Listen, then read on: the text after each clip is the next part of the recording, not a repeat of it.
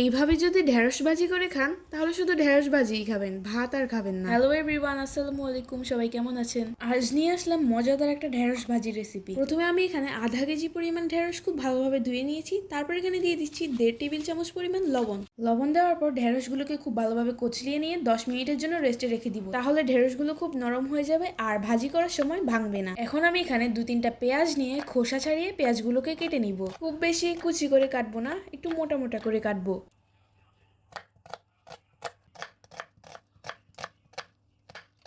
আমার সবগুলো পেঁয়াজ কাটা শেষ। এবার এগুলোকে একটা প্লেটে উঠিয়ে একটা সাইডে রেখে দিব। এবার এখানে নিয়েছি 3-4টা কাঁচামরিচ আর এগুলোকে একটু বড় বড় সাইজ করে কেটে নিব। কাঁচামরিচটা আপনারা আপনাদের পছন্দ অনুযায়ী কম বেশি নিতে পারেন।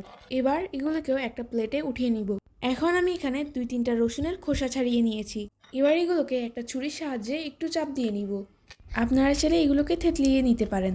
এখন রসুনগুলোকেও একটা প্লেটে উঠিয়ে নিচ্ছি। পেঁয়াজ, রসুন আর কাঁচামরিচগুলোকে একটা সাইডে রেখে দিচ্ছি। 10 মিনিট পর ঢেঁড়সগুলো দেখুন কতটা নরম হয়ে গেছে। এবার এগুলোকে খুব ভালোভাবে ধুয়ে নিচ্ছি, নাহলে কিন্তু ঢেঁড়সে অতিরিক্ত লবণ হয়ে যাবে, তাই খুব ভালোভাবে ধুয়ে নিতে হবে। দেখুন ঢেঁড়সগুলো কত নরম আর ফ্লেক্সিবল হয়ে গেছে। এই ঢেঁড়সগুলো ভাজি করার সময় আর ভেঙে যাবে না। এখন ঢেঁড়সগুলোকে কেটে নিব। ঢেঁড়সের মাথার দিক আর পেছনের দিক কেটে ফেলে দিব। মাঝখানে কিন্তু আর কাটবো না, তাহলে দেখতে অনেক বেশি সুন্দর লাগবে। এবার চুলে একটা প্যান বসিয়ে তাতে দিয়ে দিচ্ছি সয়াবিন তেল। তেলটা গরম হয়ে আসলে এখানে দিয়ে দিব কয়েকটা শুকনা মরিচ। মরিচগুলোকে নেড়ে চেড়ে কিছুক্ষণ ভেজে নিব। মরিচগুলোতে যখন হালকা একটু কালার চলে আসবে তখন এই ধুয়ে রাখা ঢেঁড়সগুলোকে এখানে দিয়ে দিব।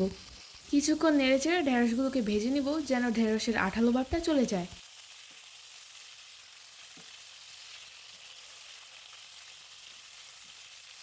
5 মিনিট পর আমার ঢেঁড়সগুলো ভাজা হয়ে গেছে। এখন এগুলোকে একটা প্লেটে উঠিয়ে একটা সাইডে রেখে দিব। দেখুন ঢেঁড়সের যে আঠালো ভাবটা সেটা কিন্তু চলে গেছে। এখন আমি ওই একই তেলে দিয়ে দিচ্ছি সামান্য পরিমাণ পাঁচফোড়ন। পাঁচফোড়ন কিন্তু খুব সামান্য দিবেন, কারণ অনেকেই পাঁচফোড়নের গন্ধটা পছন্দ করে না। তারপর এখানে দিয়ে দিচ্ছি পেঁয়াজ, রসুন আর কাঁচামরিচ। এই পেঁয়াজ, রসুন আর কাঁচামরিচগুলোকে হালকা একটু নেড়ে চেড়ে কিছুক্ষণ ভেজে নিচ্ছি।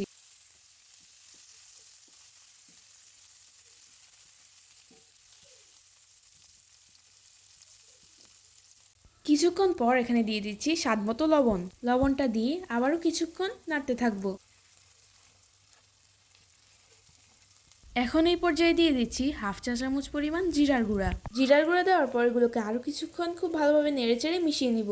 এখন এখানে ভেজে রাখা ঢেঁড়সগুলোকে দিয়ে দিব। এবার এগুলোকে খুব ভালোভাবে নেড়েচেড়ে ভেজে নিচ্ছি।